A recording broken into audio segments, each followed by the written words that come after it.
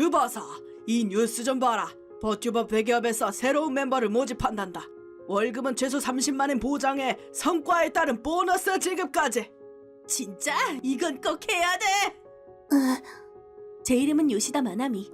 19살 프리랜서입니다. 저는 고등학교 졸업을 앞둔 18살 겨울에 부모님을 교통사고로 잃었어요. 눈이 오는 날 미끄러진 차의 충돌사고에 휘말린 거죠. 위자료나 부모님의 사망보험금, 저금 등 저에게는 살아가는데 곤란하지 않을 정도의 돈이 남겨졌어요. 친척의 추천으로 변호사를 고용해서 혼자 살 수 있을 거라고 생각했는데 그때 숙부인 츠카사가 참견을 하더라고요. 마나미는 미성자인데 이런 막대한 돈을 들고 사회에 내보내지려는 게 걱정되지 않나요? 적어도 성인이 될 때까지는 보호자 아래서 지내야 합니다. 하지만 저는 숙부의 제안을 얌전히 받아들일 수는 없었어요. 숙부는 아빠와 사이가 안 좋았거든요. 아빠와 숙부는 쌍둥이 형제인데 어렸을 때부터 비교당하며 자란 탓에 숙부는 아빠에게 강렬한 라이벌 의식을 품고 있었던 것 같아요. 그래서 아빠도 종종 그 녀석은 내가 미운 거야, 죽길 바랄 정도로 말이야 라고 말하곤 했었어요. 저는 외동이라 잘 몰랐지만 숙부는 친척끼리 모일 때마다 형네 집은 후계자가 없어서 힘들겠어. 내 아들은 우수해서 엘리트 대학에 진학하거든. 마나미도 공부는 잘 못하지? 불쌍하게도. 라고 큰 소리로 말했던 게 기억나요. 그래서 절대 숙부 집에는 가고 싶지 않았는데 친척들 사이에서 그건 그렇지 라는 분위기가 만들어진 거예요. 저는 부모님을 잃은 지 얼마 되지 않아 다툴 체력도 남아있지 않았어요.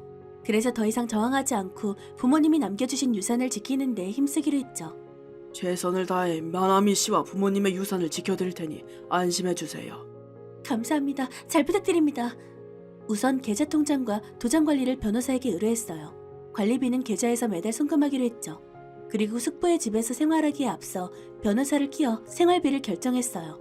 매달 4만엔을 숙부의 계좌에 입금하기로 했어요. 숙부는 가족인 나를 못 믿는 거냐 라고 소리쳤지만 신용 재료는커녕 마이너스인이 당연한 결과였죠. 제가 성인이 되기 전까지 2년 동안 유산을 탕진할 거라는 생각이 들었거든요. 변호사에게 그 가능성을 얘기하자 이런 형태를 취하게 된 거죠. 이렇게 숙부의 집에 몸을 맡기게 되었는데 진짜 얘를 우리 집에서 거두는 거야? 더 귀여운 애라면 좋았을 텐데. 너무 그러지 말고 사이좋게 지내라. 이 태도가 불량한 남자는 제 사촌 오빠에 해당하는 츠바사 씨. 츠바사 씨는 분명 숙부에게서 저의 집 악담을 잔뜩 들었을 거예요. 저를 볼 때 원망에 가까운 시선인 걸 종종 느꼈어요.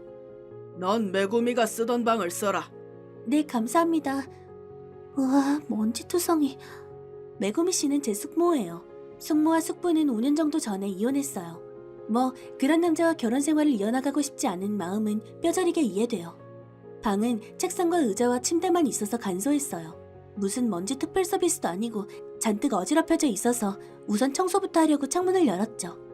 일단 2년 견뎌보자. 저는 일단 필요한 물건들만 갖고 오고 다른 짐은 창고를 빌려 보관하기로 했어요. 창고를 이용하는 비용도 유산계좌에서 가져가는 걸로 계약했어요. 정말 돈을 남겨준 부모님에게는 감사한 마음뿐이었죠. 그리고 추억이 담긴 집을 매각했어요. 이렇게 천에 고독한 저의 일상이 시작되었어요. 야, 백수 뭐하냐? 츠바사씨, 뭐하는 거예요, 노크도 없이?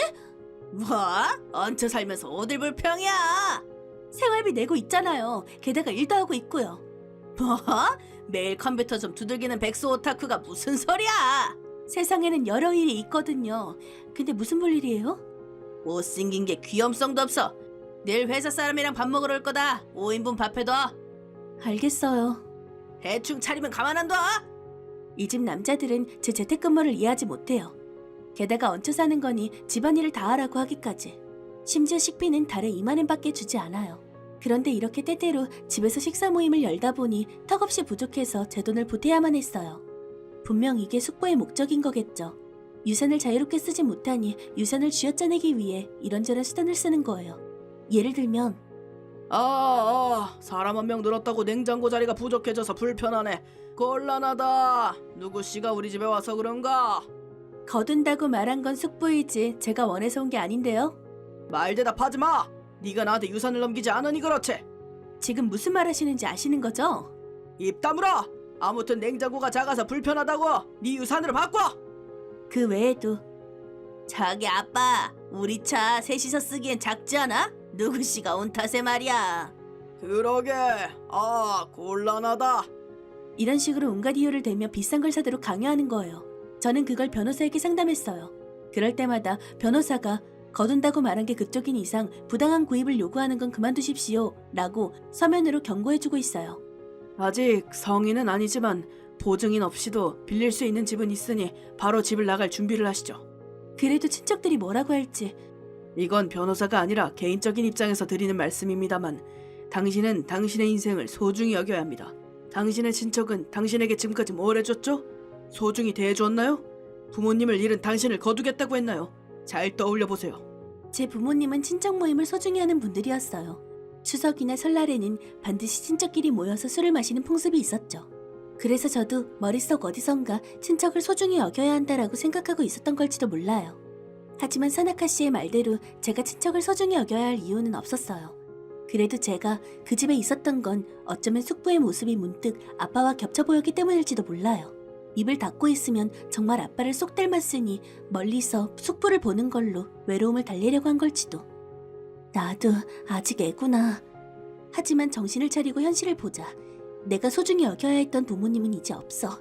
그렇다면 저는 제 인생을 소중히 여겨야겠죠. 이 집에서 지낸 지 1년 만에 인내심의 한계가 와서 집을 나갈 결심을 했죠. 그런데 이때 한 가지 큰 변화가 있었어요. 이거 봐, 우리 기업에서 버튜버를 시작했는데 꽤 초동이 좋더라고. 월에 30만 정도 매상이 나오고 있대. 이게 요즘 유행한다는 그. 속은 평범한 여자인데 아바타가 귀여워서 사람들이 모이는 거야. 아바타 개발은 돈이 들지만 지금은 핸드폰 어플로 누구든 버튜버가 될 수 있다고. 그럼 너도 해보지 그러냐? 봐, 이 남자 버튜버도 그럭저럭 조회수가 높구나. 그냥 잡담만 하는 게 다인데 말이야. 좋아, 나도 한번 해볼까? 뭐야, 집에 있었냐? 빨리 저녁밥 준비해. 네. 슬슬 제대로 된 일을 좀 해서 우리한테 돈을 더 넣으란 말이야. 이미 일하고 있고 부족한 식비는 제 돈으로 메꾸고 있어요. 차바사 씨가 매달 몇 번씩 회사 사람들을 부르셔서 이만한 일은 부족해요. 충분히 공헌하고 있다고 생각하는데요. 그건 네가 절약을 못해서 그런 거지. 생색내지 말라고. 정말 말본새가 그 녀석을 쏙 닮았구나. 기분 나쁘게. 숙부는 제 유산도 노리고 있겠지만 아빠를 닮은 저를 집에 걷어서 샌드백으로 삼으려는 걸지도 몰라요. 그렇다면 정말 불쌍한 사람이에요. 계속 형의 망령에 사로잡혀 있는 거니까요. 야! 망할 맥수! 노크해달라고 몇 번이나 말했을 텐데요. 시끄러! 나한테 컴퓨터 하나 내놔. 네? 너 쓸데없이 컴퓨터 여러 대 갖고 있으니까 하나 정도 괜찮잖아. 확실히 저는 재택근무라서 메인 컴퓨터, 서브 컴퓨터, 긴급용 컴퓨터 총 3대를 갖고 있어요. 하지만 다 필요해서 갖고 있는 것이지 남는 건 아니에요. 하지만 그때 저는 문득 떠올랐어요. 이 컴퓨터를 요구하는 이유, 짐작이지만 컴퓨터를 달라는 건 버튜버 때문인가요? 뭐? 뭐야, 넌 따라하지 마. 내가 먼저 하기로 정한 거니까. 그럼 뭐 좋아요, 여기요. 뭐야, 순순할 때도 있네? 아니요, 평소에 신세를 지고 있으니까요. 알면 됐어. 그럼 간다. 상태를 좀 지켜볼까? 2달 후. 아빠! 내 버튜버 채널 수익화 통과했어! 오, 잘했다 츠바사. 그로부터 2달, 츠바사 씨는 일단 엘리트 대학을 나와 대기업에 근무하는 만큼 머리는 좋은지 이래저래 작전을 짜서 자기 버튜버 채널을 궤도에 올리는 데 성공한 것 같아요. 아하, 회사가 게임 쪽도 다뤄서 공략을 알고 있나 보네. 하긴 버튜버가 게임 매니아와 친화성이 높긴 하지. 그냥 바보는 아니었다는 건가? 그리고 버튜버에 맞들린 츠바사 씨는 충격적인 결단을 내렸어요. 아빠, 나 회사 그만두고 이거 하나로 해보려고 하는데 어때?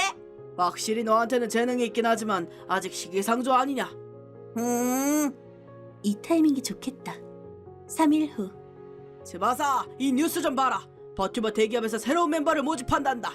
월급은 최소 30만엔 보장에 성과에 따른 보너스 지급까지. 진짜? 이건 꼭 해야 돼! 일을 그만두고 버튜버 하나로 해갈까 고민하던 츠바사 씨에게 엄청난 빈 뉴스가 날라왔어요. 그건 지금 버튜버계의 선두그룹 미라클 전단지라는 팀이 새로운 멤버를 모집한다는 소식이었어요. 미라클 전단지는 한 버튜버가 방송에서 절대 말할 수 없는 잿말놀이를 하는 게 재밌다, 귀엽다 라며 화제가 되자 다른 동료 버튜버들도 잿말놀이에 도전하기 시작했고 실패한 사람끼리 힘을 짜면서 장난으로 만들어진 팀이었어요. 그 팀이 개성적이고 귀엽다, 재밌다라면서 화제가 되어 이제는 방송에서 연예인과 콜라보할 정도로 큰 조직이 되었죠. 거기서 신인 멤버를 모집한다는 건 팀 결성 이후 처음 있는 일이었기에 츠바사 씨 외에도 모집하는 사람은 많을 거예요. 나는 기대받는 신입이라고. 분명히 내가 뽑힐 거야. 아빠, 나 여기에 걸어볼게. 그래, 응원하마. 이렇게 된 거 방송용으로 넓은 공간을 마련하는 게 어떠냐? 장비도 추가로 구매하고 컴퓨터도 새로 맞추는 거지. 그래야겠다. 아, 맞다. 야, 백수! 네? 네 방을 녹음방으로 개조할 거니까 나가! 그게 좋겠다. 우리 집에 있어봐야 더 이상 돈을 쥐어짤 수가 없을 것 같으니 말이다. 본심이 다 흘러나오고 있는데요. 태클 거는 것도 귀찮다. 아, 알겠어요. 지금까지 돌봐줬으니 돈은 좀 놓고 가라. 뭐 그렇네요. 이별의 표시로 놓고 갈게요. 그 대신 저한테는 앞으로 다시는 간섭하지 않겠다고 약속해주세요. 헥스 주제에 큰 소리 치기는. 말 안 해도 우리가 사절이다. 네 얼굴은 두 번 다시 보고 싶지 않아. 당장 나가라. 저는 가만히 숙부의 얼굴을 바라보았어요. 많이 닮았지만 역시 아빠가 아니에요. 목소리도 얼굴도 눈을 감으면 아빠가 잘 떠올라요. 이 사람으로 덧칠되기 전에 빨리 집을 나가기로 했어요. 결정하는데 시간이 걸려서 미안해 아빠. 저는 일주일도 안 돼서 짐을 정리하고 넓은 아파트를 구매했어요. 19살이 염원하던 자취를 하게 되었죠. 자, 일하자 일. 내 이름은 요시다 츠바사. 26살 회사원이었지만 그것도 오늘로 끝이다. 나한테는 버티버의 재능이 있었던 것이다. 구독자는 채널 개설 2달 만에 3만 명을 넘었고 수익화도 달성했다. 좋아요도 많으니 이대로 순조롭게 가면 고수입도 노릴 수 있을 것이다. 그리고 나는 지금 버티버 업계 선두그룹인 미라클 전단지, 줄여 말해서 미라전의 신멤버 오디션을 보러 왔다. 버티버 안 사람은 얼굴도 노출되지 않는 것이 기본적인 규칙이었지만 팀 멤버는 같이 촬영하는 경우도 많다. 그래서 촬영 중에 핸드폰을 사용을 금지하고 나갈 때는 1시간씩 차이를 둔다. 귀가할 때는 택시를 이용해서 집으로 직행하는 등 사생활이 유출되는 위험을 회피하기 위한 대책이 철저히 마련되어 있다. 모집 요강에도 그런 것이 쓰여 있어서 믿을 만한 조직이라고 판단했다. 오늘은 그 면접 날이다. 인성을 중시하겠지? 대기업 취직에 성공한 나에겐 식은 죽 먹기다. 자, 가보자고. 내일 확정금 트림. 미라클 면접에 어서 오세요. 요시다 츠바사 씨. 뭐? 왜 네가 여기 있는 거야? 소개가 늦었습니다. 저는 미라전의 리더인 요시다 만남이라고 합니다. 네가 리더라고? 웃기지 마. 너 그냥 백수인 추녀 주제. 여기에 있는 것이 대답이 될 거라고 생각합니다. 게다가 그래도 면접을 보러 온 사람이 그런 태도를 취하는 건 좀 아닌 것 같은데요? 그리고 면접 말입니다만 결과는 불합격입니다. 아니 왜? 너 개인적인 원한으로 내 재능을 부술 셈이냐? 그런 짓을 용서받을 거라고! 개인적인 원한 운운하기 전에 당신은 성격에 하자가 있습니다. 분명히 2달 만에 채널을 수익화시킨 공적은 평가할 만하지만 당신의 영상은 서서히 평가가 내려가고 있지 않나요? 최근 영상을 봤습니다만 게임 공략 영상에서도 다른 게임을 비판하거나 다른 게임 실행자의 실명을 언급하며 개 못한다, 전응하다라고 매도하는 것을 보았습니다. 안티나 당신의 신자들은 재밌어하겠지만 비판당하는 측의 팬은 어떻게 느낄지 명백하죠. 앞으로도 싫어요는 계속 늘어날 겁니다. 다른 사람에 비해 내가 뛰어나다고 증명한 건 당연한 전력이잖아. 유감이지만 미라전의 운영 방침은 다른 사람을 상처 주지 않는 콘텐츠를 제공하는 것입니다. 운영 방침에 걸맞지 않은 사람을 떨어뜨리는 건 당연하죠. 그러니 이만 나가주세요. 젠장을! 나를 떨어뜨린 걸 후회하게 해주마! 집에서뿐만 아니라 회사에서도 이런 태도를 취하다니 정말 답이 없는 사람이야. 일주일 후. 야, 마나미! 너 미라전 운영팀이라고 왜 말 안 했어? 갑자기 뭐예요? 당신들이랑은 연을 끊었을 텐데요. 너희 때문에 츠바사가 큰일 났다고! 네? 자업자득이죠. 영상에서 미라전 사원에게 심한 꼴을 당했다. 욕을 잔뜩 듣고 면접에서 쫓겨났다고 하길래 저희 쪽에서 사실과 무관하다고 명예훼손 재판을 일으킨 것뿐이에요. 빨리 위조를 내주세요. 비가 이어진 친족에게 어떻게 그런 심한 짓을! 심한 건 그쪽이겠죠. 유전 목적으로 저를 거두었지만 실패하고 가정부처럼 혹사시킨 주제에. 그 영상이 논란이 돼서 싫어요도 끊이질 않고 수익화에서도 탈락했다고! 다 너 때문이야, 젠장! 연봉 1,000만엔의 꿈이! 아니, 고작 구독자 수 3만 명으로 1,000만엔은 허황된 거죠. 내가 50만 명의 연봉 5천만 원인데. 뭐? 그래요. 저는 미라전의 운영진에 속해 있죠. 그건 틀림없는 사실이에요. 다만 한 가지 거짓말을 했어요. 그건 제가 미라전이 만들어진 계기가 된 버튜버 티아모의 안사람이라는 거예요. 사실 초등학생 때부터 그런 데 관심이 있어서 부모님에게 말하자 얼굴이 나오지 않은 버튜버라면 괜찮다는 허락을 받고 활동을 시작했어요. 노래 커버나 게임 챌린지가 좋은 평가를 받아 인기가 됐어요. 그리고 그 미라클 전단지가 시작된 거죠. 잡담 방송 중에 댓글에서 잿말놀이가 화제가 되었는데 전혀 말하지 못했어요. 그 클립 영상이 유행을 타서 지금에 이르게 된 거죠. 참고로 새 멤버 모집 얘기는 채바사 씨를 함정에 빠뜨리기 위한 가짜뉴스였어요. 채바사 씨한테만 보이게 했던 거죠. 인터넷에 검색하면 금방 들킬 거라고 생각했는데 돈에 눈이 멀은 바보들에게 의기양양하게 방문한 거죠. 물론 면접 장소는 사무실이 되어 있던 거라서 쳐들어가봤자 저희를 찾을 수 없을 거예요. 게다가 채바사 씨의 영상을 본 다른 버튜버들이 그런 소식이 있었어? 검색해도 아무것도 안 나오는데 개구라 라며 미라전을 비호하는 댓글을 잔뜩 달았어요. 덕분에 저희는 타격 없이 활동하고 있어요. 이게 다 채바사 씨가 저희 업계에 발을 들이밀려고 한다는 걸 안 날부터 꾸민 제 작은 복수였어요. 다른 수익도 있어서 자취할 수도 있었는데 숙부 집에 가는 걸 마지못해 승낙한 이유는 아까 말했듯이 아빠의 흔적을 원했기 때문인 것 같아요. 그리고 친척을 소중히 나는 오래된 주입식 교육의 폐해였던 걸지도요. 그런 아무튼 앞으로 다시 연락하면 변호사에게 상담해서 마땅한 대처를 취할 거예요. 그렇게 돈이 많으면 위자료를 취소해줘도 되잖아. 게다가 우리는 장비를 사는데 돈을 쏟아 부어서 빈털털이라고. 제 할 바 아니죠. 앞으로는 변호사를 통해 주세요. 그럼 이만. 그 후 변호사를 통해 합의한 결과 숙부 부자는 위자료 120만 원 지불에 응하기로 했어요. 위자료 자체는 그렇게까지 많지 않지만 실질적인 피해가 없으니 넘어갔죠. 그리고 두 사람은 장비를 투자한 만큼 회수하지도 못했고 심지어 미라전에 들어갈 수 있을 거라 과신해서 일을 그만뒀기에 가게는 순식간에 바닥을 보였어요. 숙부의 벌이만으로는 도저히 부족해서 채바사 씨는 일일 알바를 하며 연명하고 있다던가. 참고로 채널은 삭제되어 있었어요. 저도 신변이 정리되었으니 새로운 마음으로 앞으로도 좋은 콘텐츠를 제공하려고 합니다.